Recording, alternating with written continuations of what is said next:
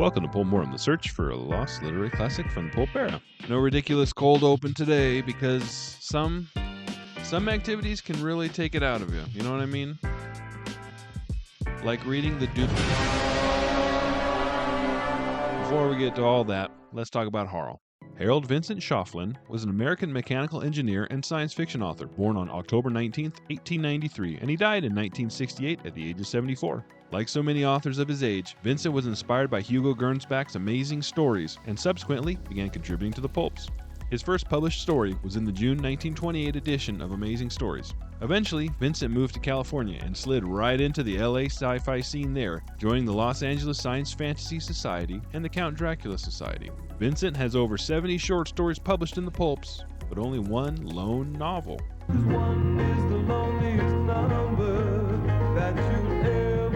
Which brings us to Doomsday Planet.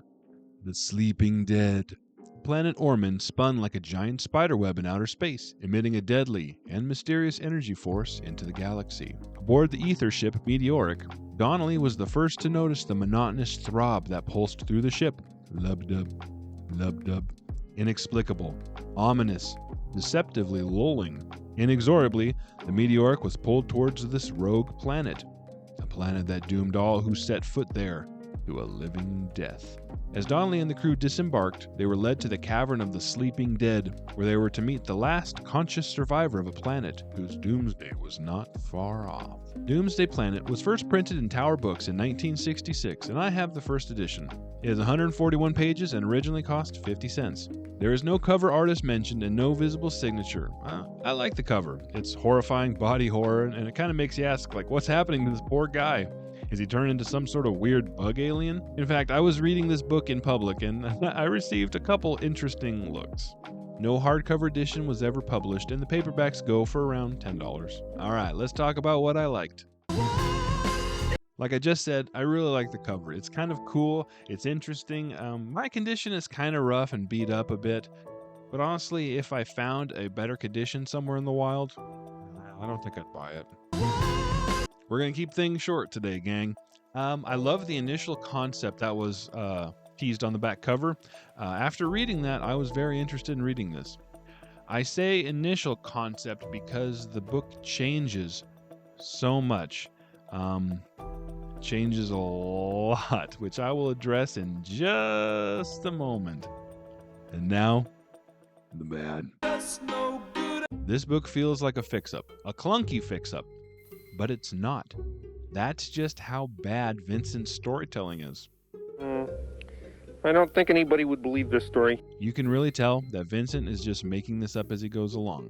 Nothing that happens is set up. There are payoffs that are unearned. Characters gain new abilities the second they need them. Motivations are unclear or fluid depending on the scene. Probably worst of all, the events, they just don't make sense. I want to break some things down for you guys to help you, but I think it's kind of physically hurting my brain to do so. The not too uncommon false advertising of the 60s sci-fi cover novels.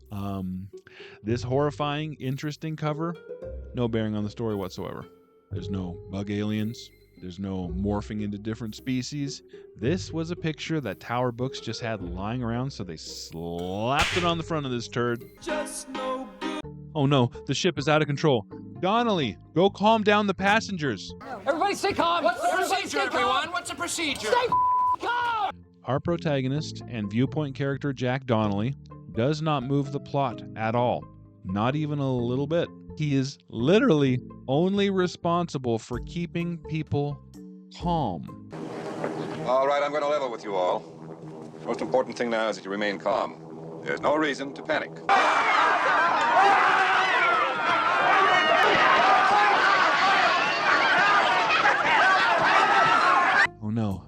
Oh no, this lub-dub has commandeered the ship. Donnelly, go keep the passengers calm. Oh no, an engine just exploded. Donnelly, reassure everybody that there's nothing to worry about. We're gonna crash land. Donnelly, tell everybody we're gonna be okay. Wow. Ooh, we made it. We're okay, but we're on this strange alien world. Donnelly, go check on everybody. Make sure they're not panicking. There's an earthquake. Everybody keep calm! Solar eclipse. Everybody remain calm. This just happened. What do you mean? This planet we're on is on a collision course with another world that's going to hit us in less than 5 minutes? Donnelly, you know what to do. Now, you all think I'm teasing. That's literally all the main character did, except at the very end when he gained psionic powers, as per. This book should have been called Donnelly, Keep Everybody Calm. I've got to get out of here. I've got to get out of here. Calm down. Get a hold of yourself. Stewardess, please let me handle this. I've got to get Calm down now. Get back to your seat. I'll take care of this. Calm down. Calm down. Get a hold of yourself. Doctor, you're wanted on the phone. Everything's going to be all right. Please. Sister, please, I'll handle this. I've got to get out of here. Out of here. I've got to get out of here. Lub-dub. Lub-dub. Lub-dub. You better get used to reading that, because it feels like 10% of this book is reading that stupid line over and over again. Now that's probably an exaggeration, but not by much. Harl Vincent is bad. It's not that hard, man. Just sit down and write. You ain't Hemingway. You boys are right. I gotta be more like Hemingway. The dialogue is clunky. He doesn't describe anything. And as I said, most plot elements are completely nonsensical. Now, a majority of Vincent's work was in the classic era, pre-Golden Age, and many of these authors gave pulps the schlocky, trash reputation. So when I review, say, a Ralph Milne Farley or Burroughs, I take the era into account and the grace extended over misconceptions of space and science, and I can give something like The Radio Beasts a glowing review. I understand the criticism of that era, and, to an extent it may be justified. However, it's also not accurate to say that the classic era was bad, because some of the best works from Huxley, C.S. Lewis, Burroughs, and Lovecraft, and many, many more were from this age. But also, if you had a wild idea and access to a typewriter, chances were you could get something in print. Now, maybe Vincent's short stories were better, but I doubt it. Alright, I'm going to spoil the story. Believe me, you guys don't care. The story opens with someone positing a theory that the universe is a single organism. The second after he's done positing said theory, we hear the lub-dub, lub-dub, lub-dub. Like a heartbeat!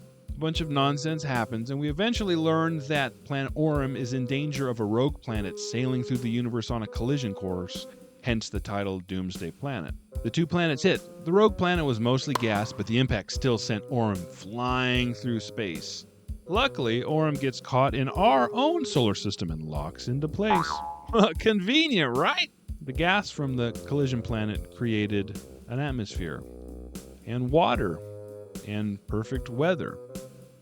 The impact ripped up the top layer of the crust, exposing all the hidden, safe Orminians below. All of this happened, and only 15 people died. I should say, I think 15 people died, because, Vincent said 15 people died. He also said no one died during the collision, and so I don't even think he was sure.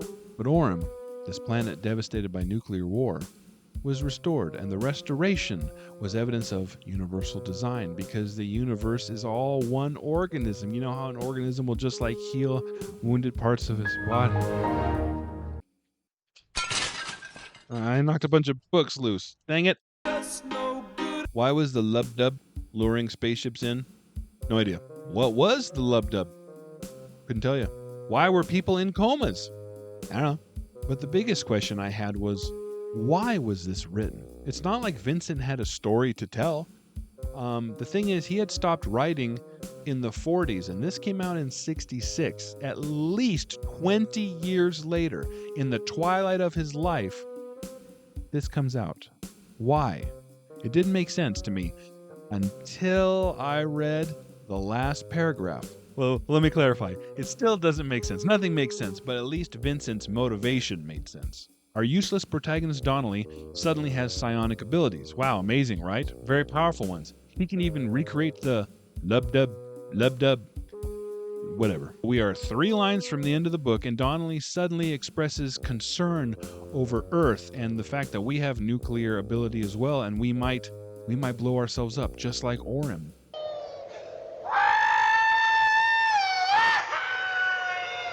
So the plan going forward is for Donnelly to use his newfound powers and psionically lobotomize everyone on Earth.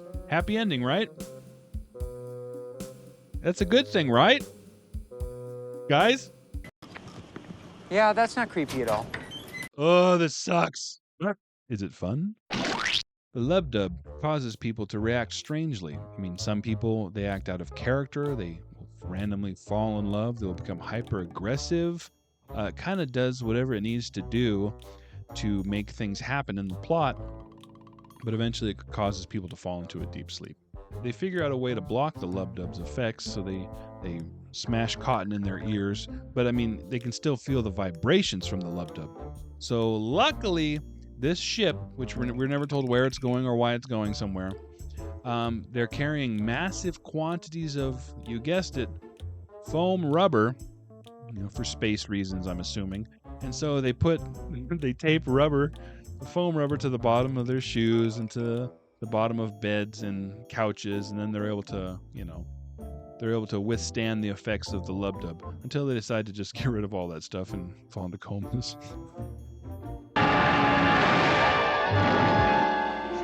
Holy horseshoe!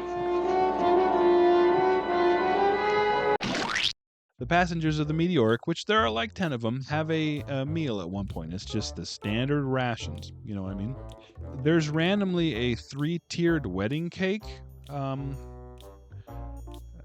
never been on a spaceship and had set rations, but I don't think a 3-tiered wedding cake is a part of a standard. Who cares, right? That's the least of our concerns. Anyway, 2 people see this wedding cake and say, we should get married, right? Now, these 2 people have not even spoken to each other, and you say, well, maybe it's the lub-dub causing them to do... No, this is after the foam rubber PPE has already been installed, so why? Why did they get married all of a sudden? Because Harl is the mushiest romantic you have ever read. Vincent stuffs every square inch he possibly could with the sappiest, mushiest... Look at the cover. Look at the cover of this book. If I told you would read the sappiest, corniest, G-rated Harlequin romance complete with dozens of pet names, schmoopsies, and pecks on the snout with barely a scene of action, would you believe me? You're my little churchy face, my coochie, woochie little churchy face. I mean, there's more here. There's a lot more here, but I'm done. I'm done with this. I'm done talking about it. So what's the verdict? Can you guess? Any guesses? Yeah, there's more tension in this cliffhanger than in this 141-page waste of words. Return to Pulp! This book perfectly showcases the type of authors that gave the Pulps a bad name. It's a shoddy, thrown together, poorly written mess that fails to entertain in any way. Some books are so bad that they're fun, and I get amped to review them. Reading this was like I was affected by some otherworldly lub-dub of lethargy. I don't want to talk about it. I just want to go lie down somewhere. And Vincent, listen, if you've got something to say, don't tack it on at the last paragraph, okay? And if you are going to say something, let it not be like, we can save the world through mind control, okay? It's creepy. It's creepy, Harl. And that is my review of Doomsday Planet. Have you guys read this? If so, bummer, right? And if you haven't, don't. As always, thanks for watching. I'll see you guys next time with Warrior of Larn. Looks like I picked the wrong week to quit sniffing glue.